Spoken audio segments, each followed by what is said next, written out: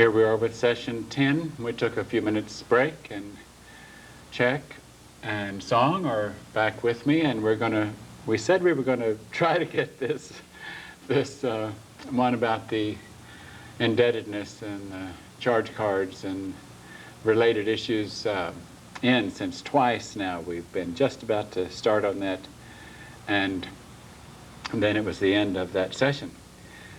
A couple of things we mentioned in our little break was one, that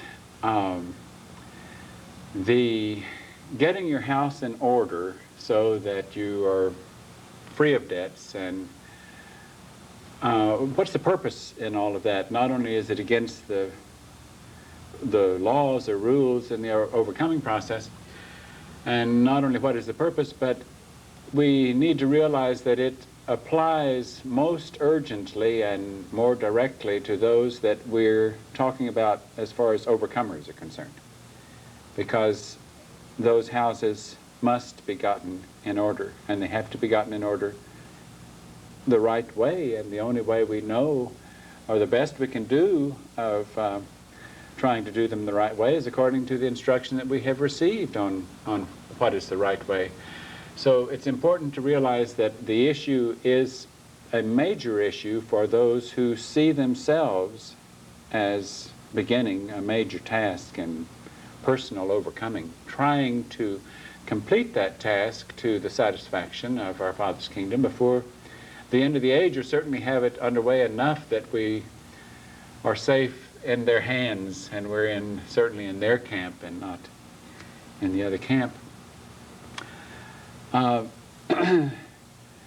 There was another point to that.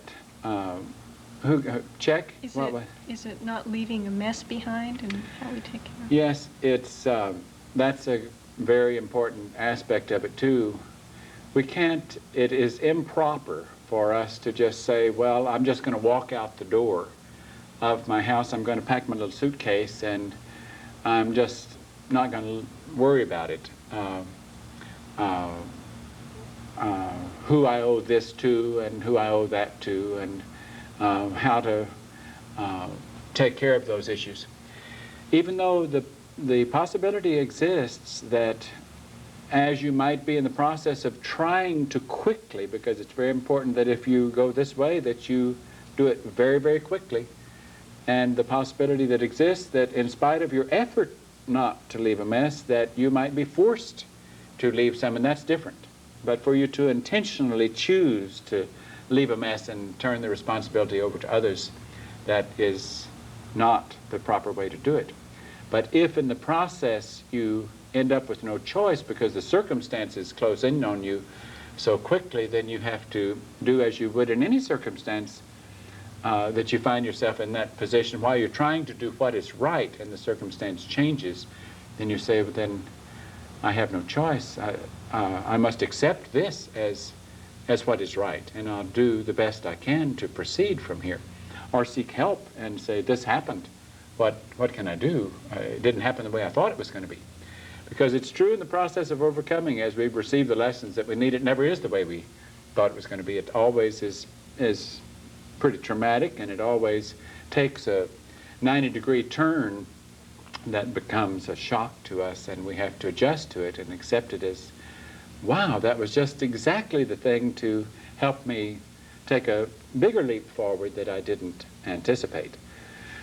So we have to be prepared for that. And so remember that this lesson of being free of indebtedness and not leaving a mess behind does apply, or the first one certainly, more to those who are in the process of trying to overcome. And not leaving a mess, of course, would be only for those who are more specifically applied to those who are trying to overcome, because they certainly would want to try to be more mature about it and not just careless about it, but seeking help and guidance in how to quickly sever those things without doing them in a wrong way. You know, one of the hardest things to do in this overcoming process is to take menial instruction that you think that you can handle yourself, and to seek that instruction from those who have done it before you. That's hard to make that adjustment.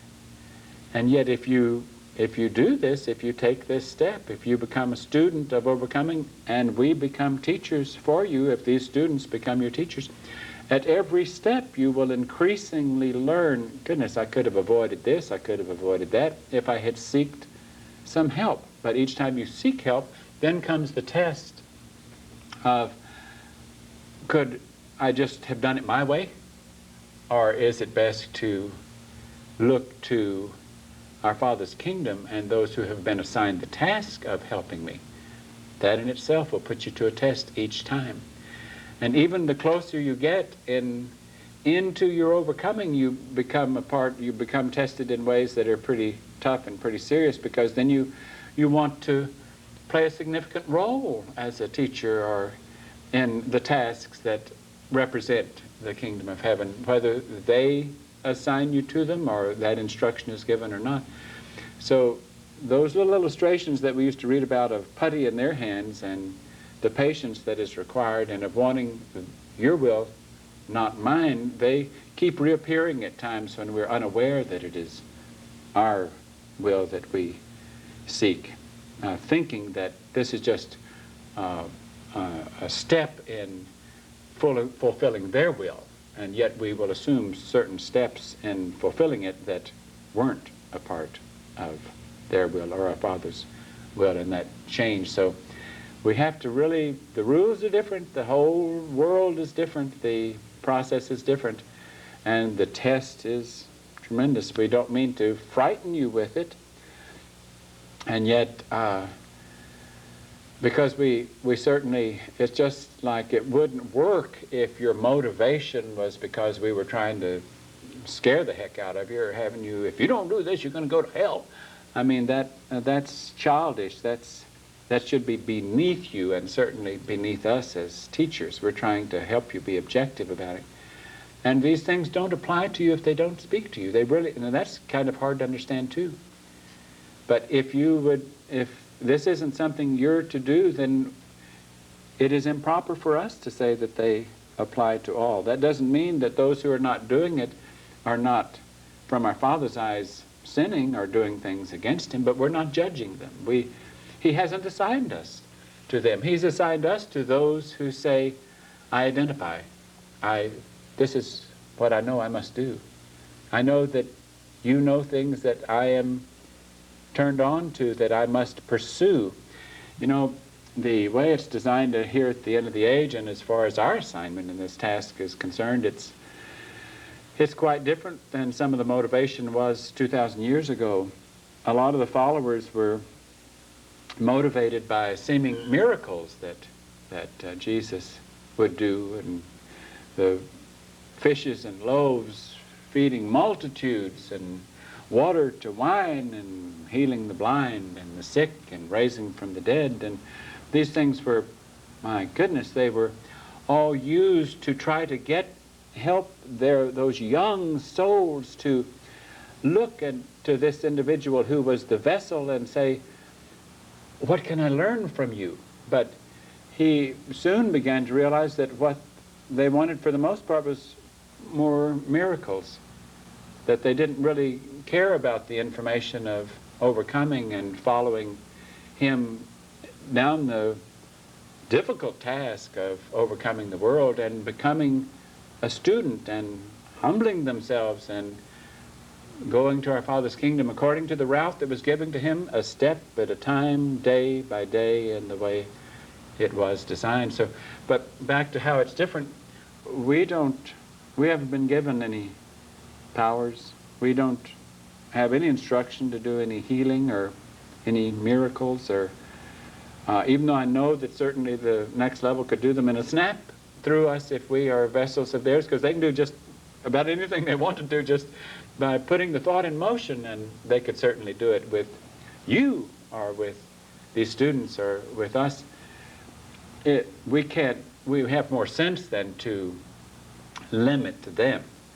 But in a sense, at the end of the age, the test is even greater, because no one's whetting your appetite or giving you things that you could easily be motivated to at certain stages. So it's almost as if the kingdom of heaven is saying, well, here at the end of the age, you You should be beyond that. And also the road is a little tougher. If these souls have come back, who may have even been with him at that time, and they're coming back to complete what they must do, the road is tougher. It's harder to identify.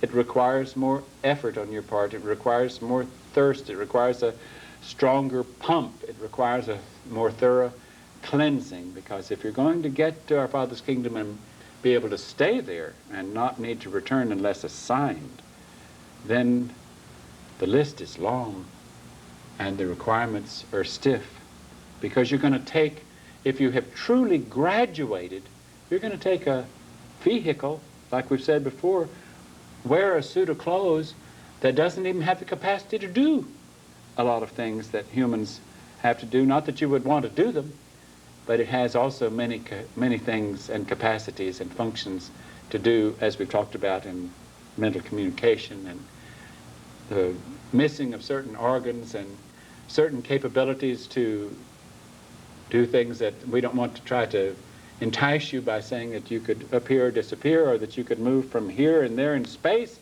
in a matter of a moment, just by techniques that are natural to them, just as natural to them as an elementary chemistry or physics classroom.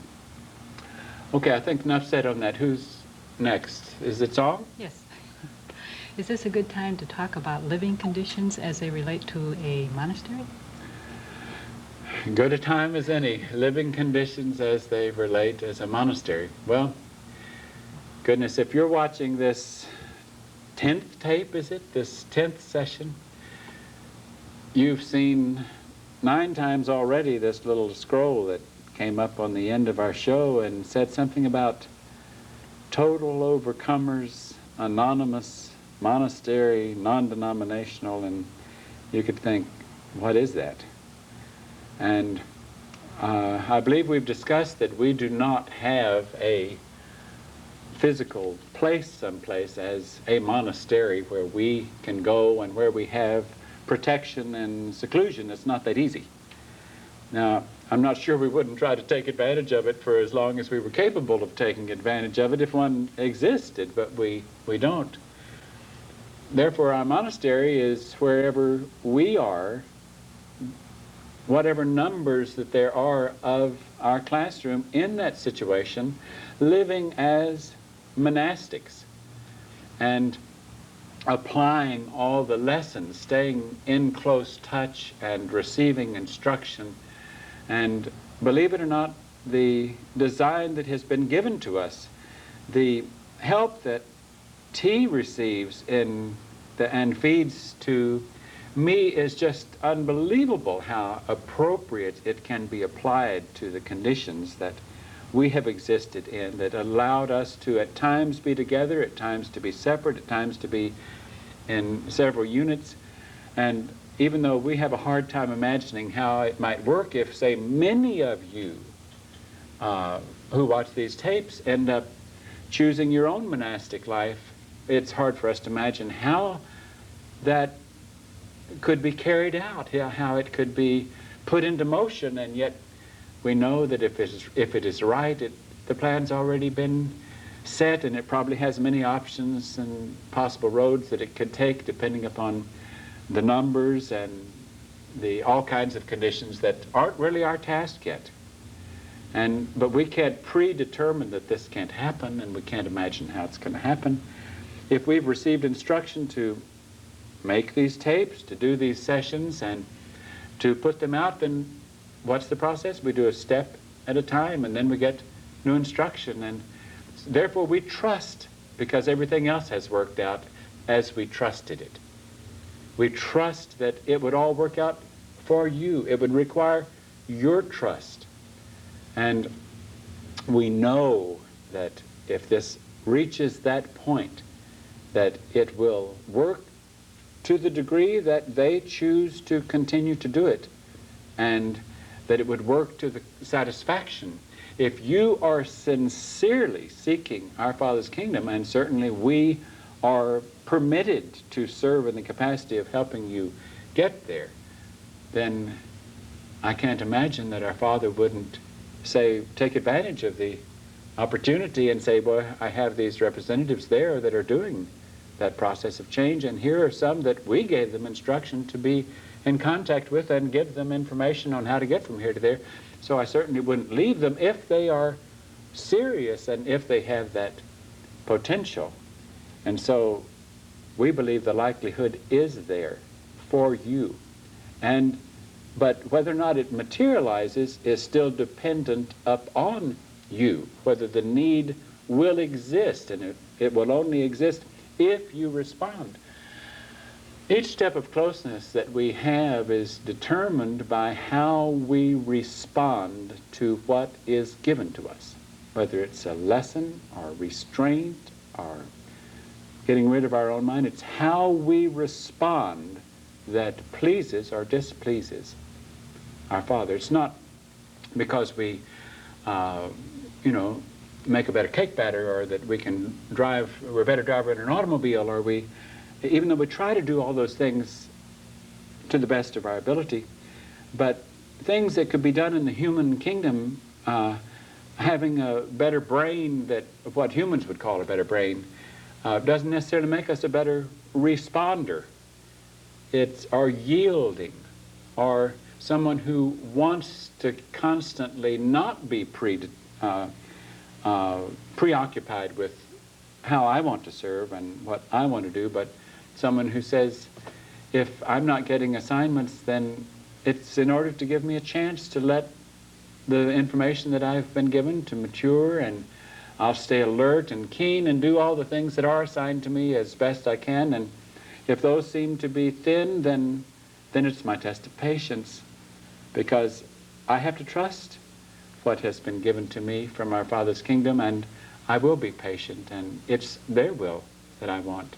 Now, if I respond that way, then that's my response to that situation. And I'm always graded on my response, not my proficiency or my skill as far as tasks. It's how we perform the task and how we perform even if we don't get a task. Therefore, it's our response to the lessons that are given to us, or that sometimes even appear the lessons that aren't given to us, are still a situation that invites our response. All right?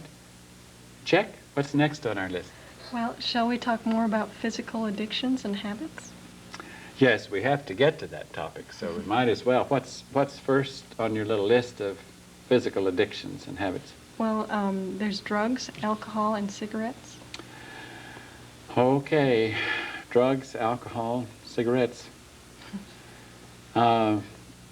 Needless to say, there's no place in this classroom or in an overcoming process for things that would change our perception or alter our consciousness, or even though it's probably on one of those tapes that I'm still relating to that we have retaped. The reference to, at times, even instruction in the classroom might have been to accompany some experiment or some consuming that we have done. Say we're having something that humans would identify as Italian food, and we might get on the menu 1 ounce of certain kind of wine, or 2 ounces, because we've had that experience. We've had 1 ounce to see if it affected us, or if we were slightly affected, did we let it lower our vibrations, or did we fight through it and not be affected by it? Now, it doesn't mean we were getting instructions to be conditioned because we're going to start introducing alcohol into the diet and we're going to start upping it and therefore be able to handle it more and more. No. But the principle there is that it's not that alcohol is taboo, it's that alcohol is an interference. It doesn't work. But also the lesson is there that sometimes certain dosages of things are very, very important. A certain dosage might act as a plus, even though it might for the moment seem to possibly be a negative. Any who have worked in chemistry as it related to medicine certainly knows that a wrong dosage of a medicine can kill you. to the other extreme, it will have maybe no effect. And yet the right dosage can be the thing that can help you very much. Now, in the human world, some of those dosages are in question because they might help one thing but then cause certain side effects that would be difficult. As lessons are given to us in our Father's kingdom, the dosages that we would receive are examined, and we may not see that dosage again. We may not even see that item again, but we're trying to help you understand how important dosages are, even in what we consume, whether it's the amount of broccoli we consume, or the amount of wheat items that we would consume, or the vegetable juice, or whatever we might consume. There is no this is right to consume and this is wrong to consume. I imagine there are certain things that are wrong. I can't imagine there would ever be any justification in our classroom to consume marijuana or morphine or heroin, or certainly mind-altering drugs are things that would pretty obviously be only designed to alter our state of consciousness. But it's important to understand that dosages are important, and that we're not to consume things that would do any significant danger to us, and we don't receive instruction to do that. Even though we learn lessons about over-consuming and under-consuming, and that's why we've been put through all kinds of tests, including water fasts and juice fasts and strict vegetarian, where just only vegetables for a long period of time, and then vegetables and fruits, and then just fruits only for a period of time. We've been through all these things, and we've learned lessons at each one of them, and we learn what serves as maybe a cleaner fuel, what might last a little longer. And it's funny that in a lot of our testing at times we've seemed like we needed sweets. I don't know if it's a type of a brain food that we need certain types of sweets. Sometimes the fruits will satisfy for that. But we learned that the health food route doesn't always jive with the instructions that we get, though it does jive to some extent for certain periods of time. But don't forget, the name of our game is capital neon light flexible. Therefore, we are put through things again and again and again, that because we don't want to get hooked on something new or decide in our own mind this is the right thing we've got to stick to. As soon as we do that, then we get instruction to stop it and we go to something else. And we're so confused because we thought, boy, we thought that was really the best fuel that we could get. But certainly tobacco doesn't seem to have any place as in smoking or chewing or in any other form that I'm aware of. Alcohol, as we've said, would only be dosage of very light in certain circumstances, maybe as it's been given instruction to test us or see how we would respond. Not that we see anything wrong with sometime getting instruction to use it as a flavoring in something that we might be baking. And then I think we've covered pretty much the drugs, how they would be inappropriate. But in a sense, when we have instruction to receive certain herbs for certain symptoms that we might have, or even aspirin, in a sense we're taking certain low dosages of things that might help us with a particular symptom as a Band-Aid. It's what the world has become, certainly, and we've discussed how those food items, those fruits and vegetables, the grains and nuts and seeds and so forth, what they are now is nothing of what they were 6,000 years ago at the beginning of this age, and they've been so mistreated, and they've lost their nutrition, and we've altered them genetically so to make them grow faster so we can get them to the market faster, and we make them prettier, and we put them through certain things so that they won't spoil, and in the process we put things in them we don't want, and we take nutrition out, and so we can't go back theoretically and just consume what was in the Garden of Eden, because we don't have those fruits any longer, even though some of those fruit items might seem to be here, but they don't have that value. And then it's so hard to find the good ones, and even the good ones aren't good enough. this day and time. They're so lacking. Even though we use them, we keep fruits and vegetables relatively high in our diet fairly consistently, but at times we don't, just to see if it matters to us, if it's going to alter our condition, or if we're going to override it. We'll be put to test to override it. This is just helping you understand some of the principles as instructions come down as it relates to our disciplines and things that we might consume. What's next on that list, Song? Well, we talked, I think we mentioned the coffee syndrome. We were wondering about that, and then also what is really satisfying? How do we define what's satisfying to the vehicle? Okay, the the thing we need to understand about coffee, for example, is that coffee is certainly so unnecessary to us and such a common habit of the human kingdom, then we could pretty much guess that it would be removed from our diet because we don't want for things to trigger old habits. If we don't need it, then but we might use it in here again in flavoring certain things. It's not that coffee is taboo and it's nix and you're going to go to hell if you drink a cup of coffee. But if it's some habit that we had, then why would we get instruction to do it? And if it was a bigger habit and it covered more people in any given classroom, then it would be more likely not to reappear in our menu, even though it has appeared as flavoring a time or two.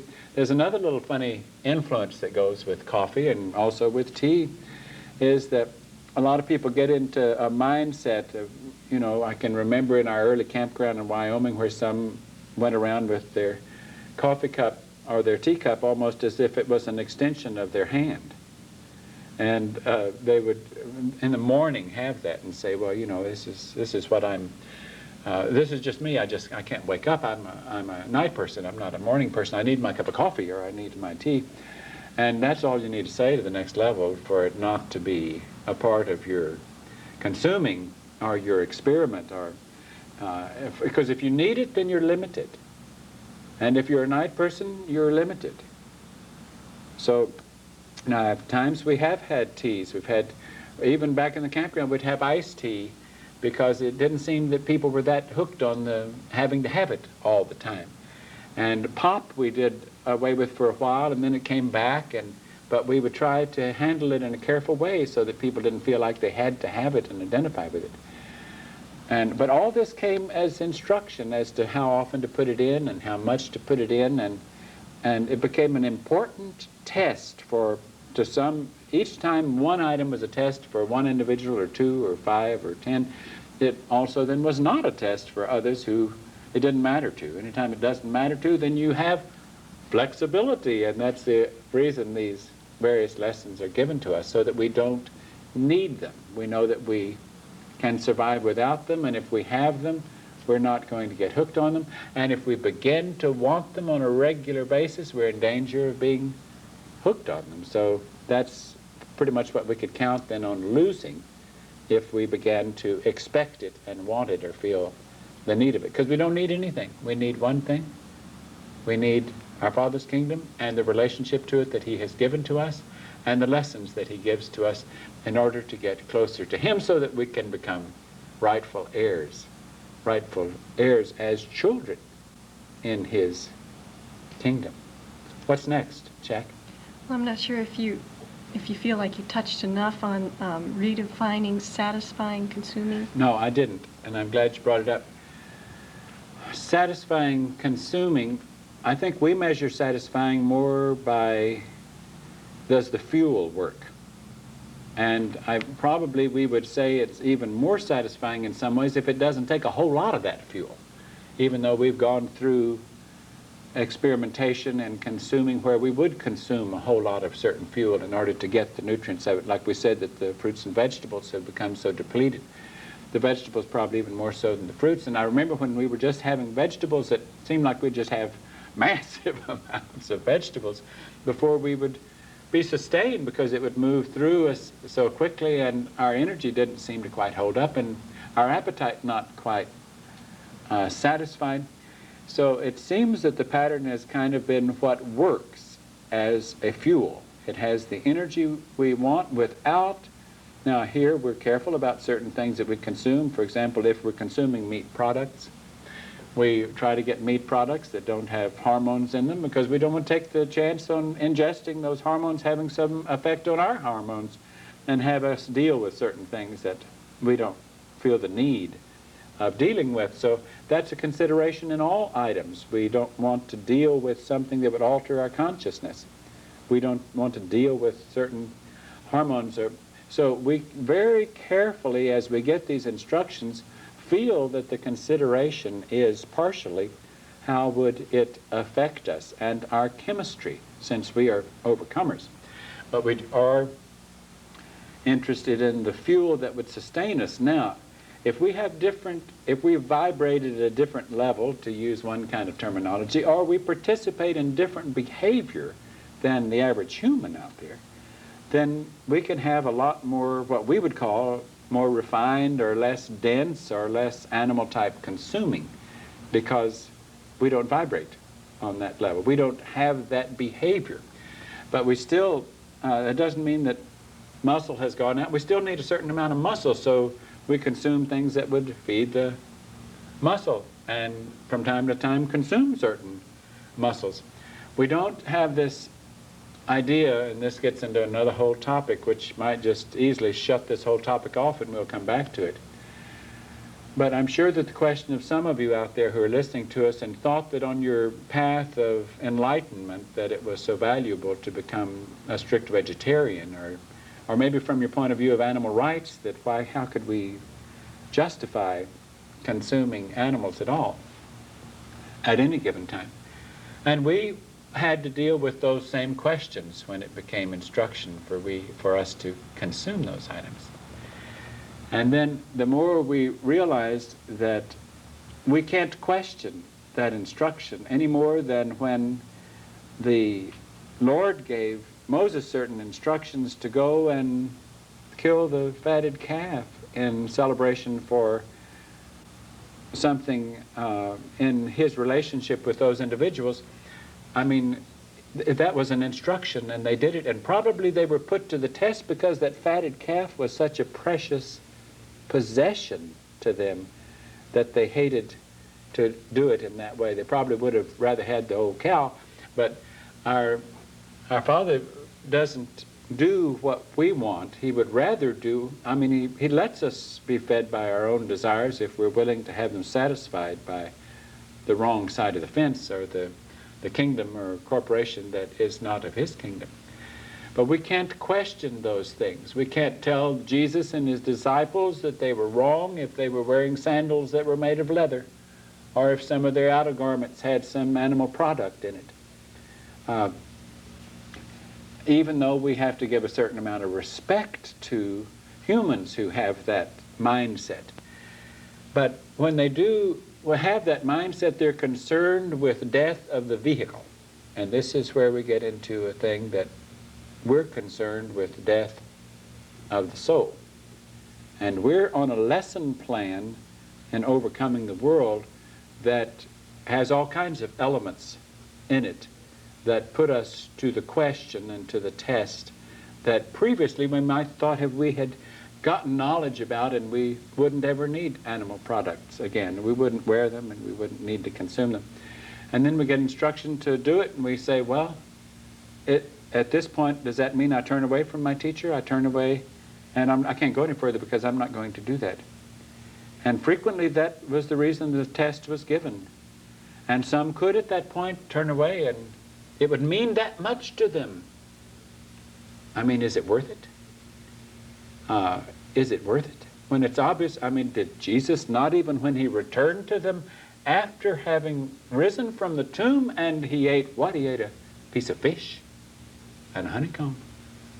And he had them multiply fish in order to give it to them. Oops, animal products. How do we deal with that if we thought it was spiritual advancement? Don't forget that's counterfeit.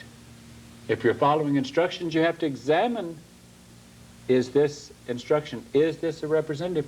And if you don't know, then what do? You say to the Most High God, you say, if this is right for me, help me to know it, because I am willing to go a step further.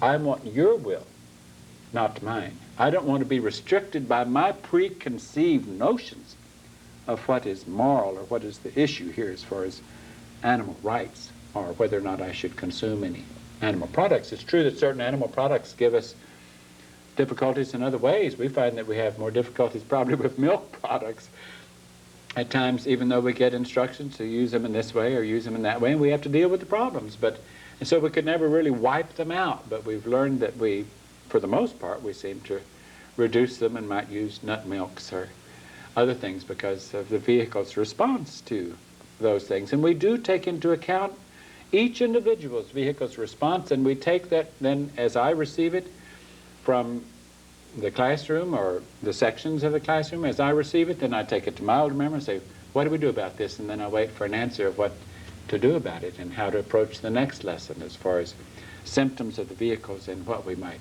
consume and the effect that it might have upon our vehicles. There's nothing in the human kingdom that, since our Father's kingdom does not need those items to consume. Our Father has a different kind of fuel, doesn't need that fuel. Therefore, if we're getting into our Father's kingdom, and the closer and closer and closer we get, the more human-designed fuel and animals of this Earth's age, the more those consuming items become less compatible to our vehicles. And we have to try to override that incompatibility. And therefore, it does us a lot of good. We can see why they have switched us from this to this to this to this, because they all seem to have some degree of ill effect on us. And then we counter that with not having too much of this and moving on to that and whatever they give us in instruction. But this might help you understand a little bit of how they relate to us and some of the tests that we're put to in their relationship to us concerning consuming. What's next? Check? Well, didn't know if you'd like to talk about the psychological addictions and habits like negativity, moodiness, judging others, that type of... Yes, it's valuable that we talk about those issues because they are as important, I could say easily, if not more important, but all of these I don't know how to weigh which ones are more important. Negativity, moodiness. Negativity, listening to anything that could discourage me in this task of overcoming. Or when I receive instruction not to listen to certain things and I continue to listen to, then in my secret I am holding an ace in the hole, or whatever you want to call it. I'm secretly testing my teachers. You're not really, even though this is a teacher speaking, you're not really testing the teachers. You're really, at that moment, for that duration, you're saying, I'm going to put the whole kingdom of heaven on trial as it relates to the one that you have assigned for me. Because I'm going to let that one you've assigned to me be the object of my test or my trial. Because if they say, if you do this and this, then it can help you not accept that negativity. But I continue to listen to negativity that could overcome me, then I'm not breaking that habit. I am choosing to continue to listen to doubt or discouragement, because Lucifer comes in and says things like, this isn't really what you want to do. Why don't you go out and serve the humans in this way or that way? And he can say, you can see something accomplished with your time, where this, you're off isolated, and who can be positively affected by this isolation? How much good are you doing the human kingdom? Are you really helping them that much? That's because Lucifer doesn't understand what you're doing for the human kingdom.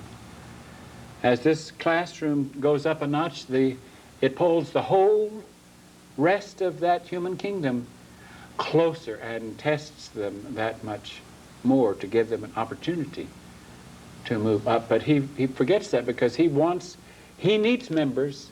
He also does not want us to succeed at overcoming. So it is par for the course. It is on every student's mind to fight off negativity, discouragement, things that would put us down as individuals.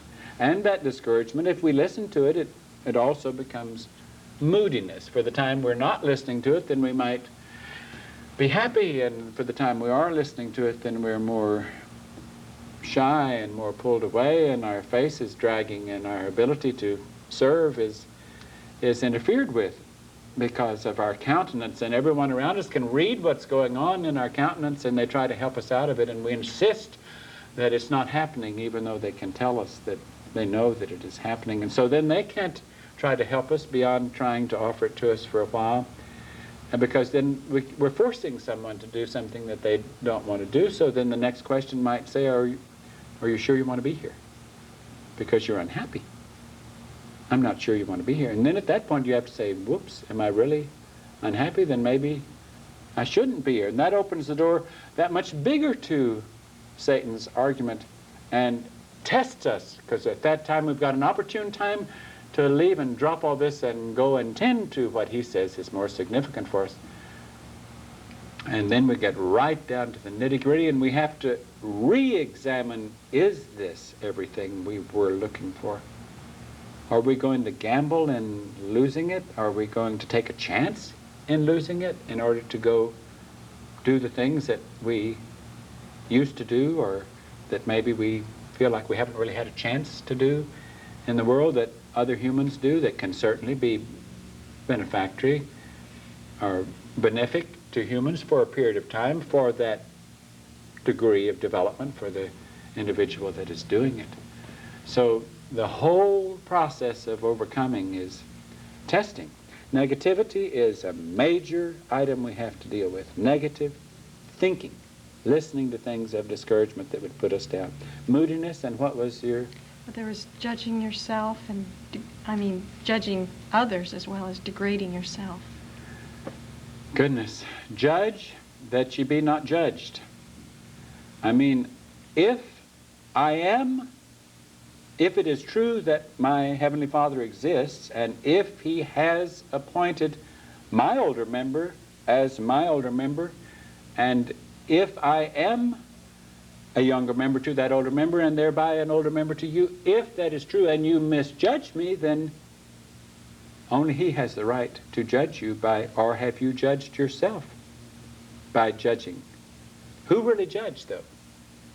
I'm afraid that what I believe the truth is that you at that point have not misjudged us. You have listened to misjudgment from those who are such aggressors in feeding you misinformation, and then you have joined their forces in misjudging.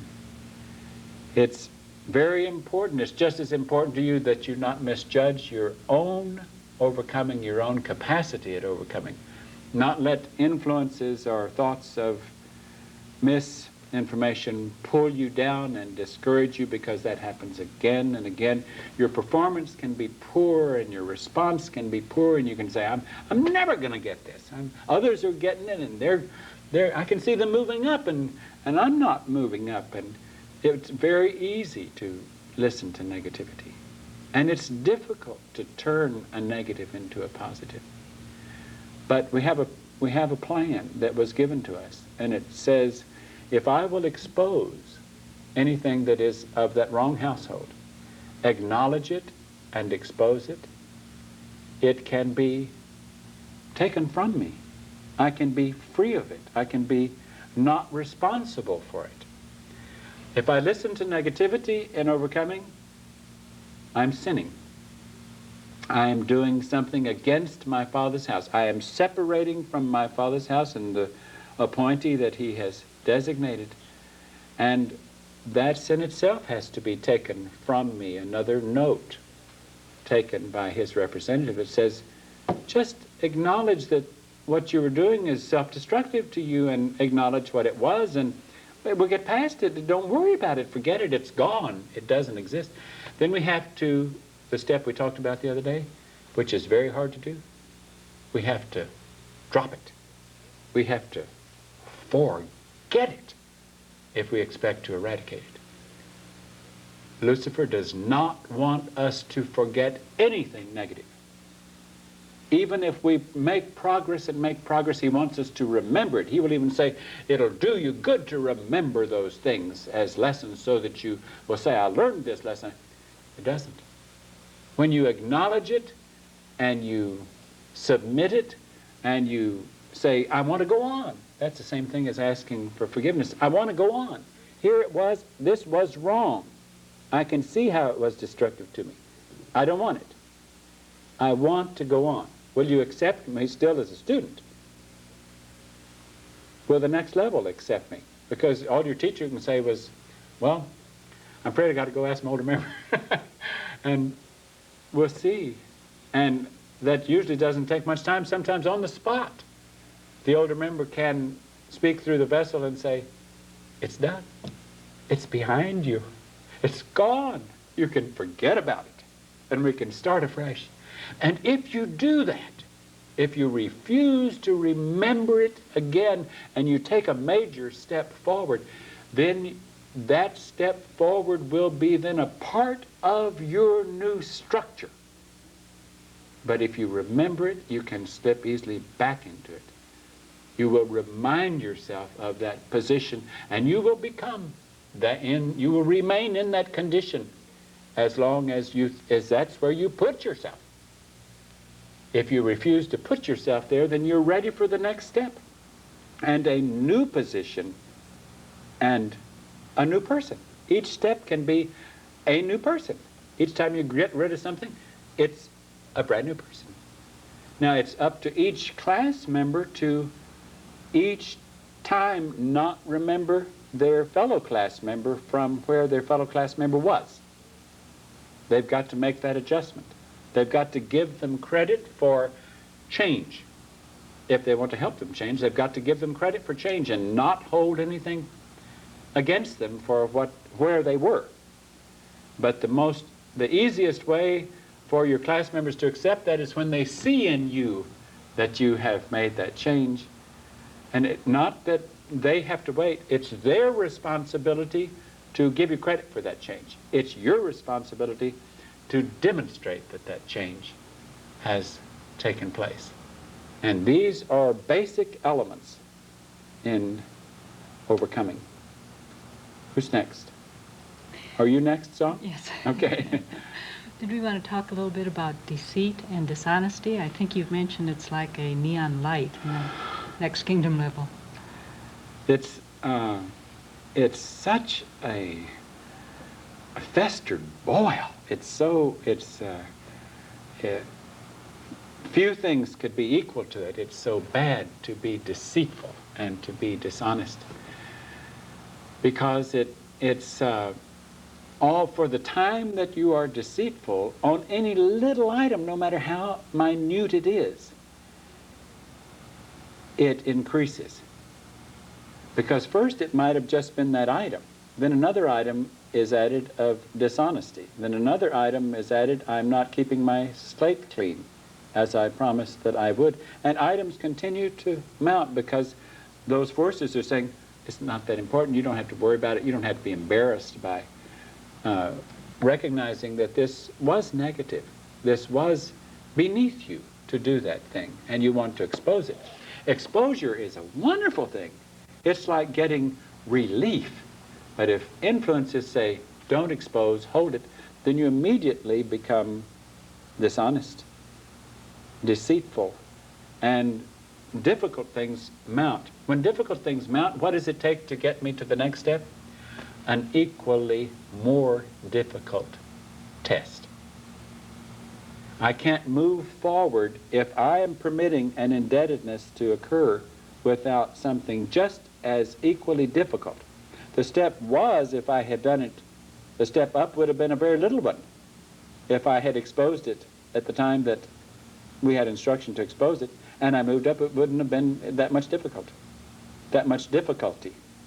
But as the longer I delay it and the more things that begin to mount, because I'm getting further and further in my privacy and my putting it off and my not doing the things that were given to me to do, then in order to move from there to here, it becomes super tough and major. It's hard then to prove at that point to those who help your older members, those of our Father's kingdom, in their daily activities. They do a lot of this work that the teachers certainly don't do. And they will have things occur to you that will put you in the position of that test. I mean, most of the work happens from them. In the classroom situation, what happens with the teachers is almost small in comparison to what members of our Father's kingdom literally are doing for you, and the things that they subject you to and the circumstances you're put in that permit you the opportunity to move ahead and conquer.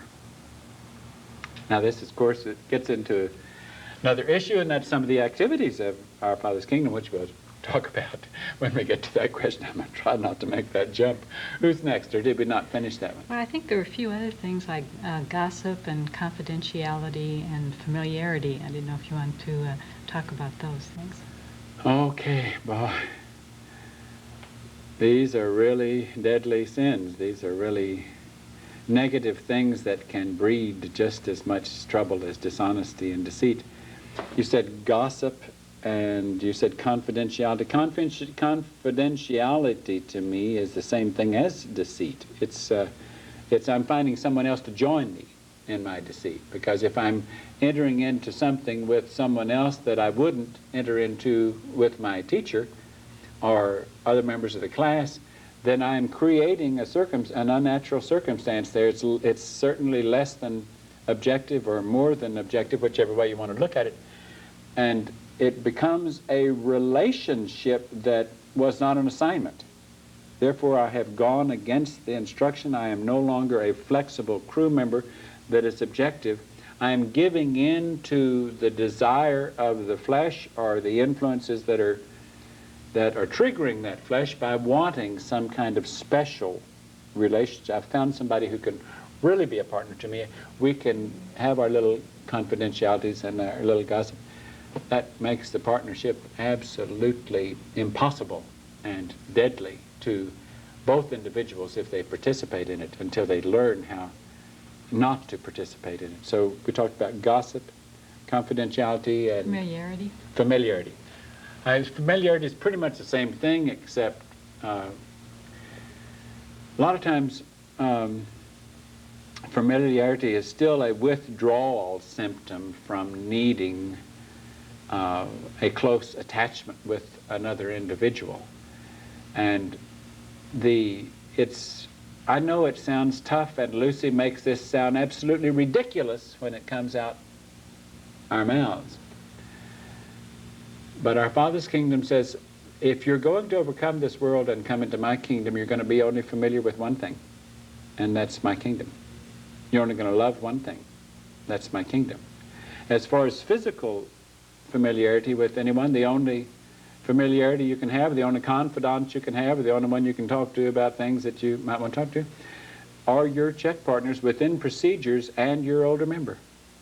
That's the way we have designed it. And if you try to change those, then to that degree you are going against the lesson plan. And you have to mistrust the lesson plan to participate in those things. Now, when we don't know that we're going against the lesson plan, the methods that they give us always help it surface that we have done something that we didn't know we were doing it when we did it. And then it becomes another kind of test. Can I take it can I take criticism, or can I have it brought to my attention? Or do I want to say, oh no, you're taking me from a wrong level?